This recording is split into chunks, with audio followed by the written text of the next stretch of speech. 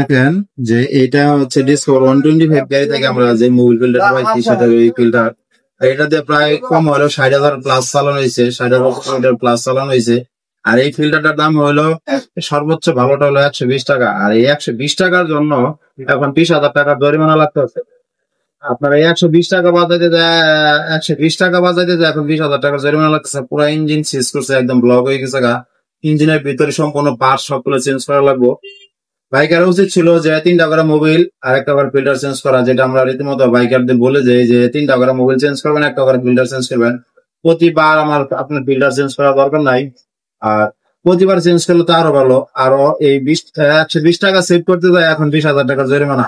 আপনারা সবসময় চেষ্টা করবেন যে 3টা করে মোবিল আর 1টা করে ফিল্টার চেঞ্জ করার জন্য। আর এতে আমার ইঞ্জিনটা অনেক ভালো থাকবো, ইঞ্জিনের ভিতর কোনো কাদামাটি বা গাছ জমবে না। আর মোবিলটা সময় মতো চেঞ্জ করবেন।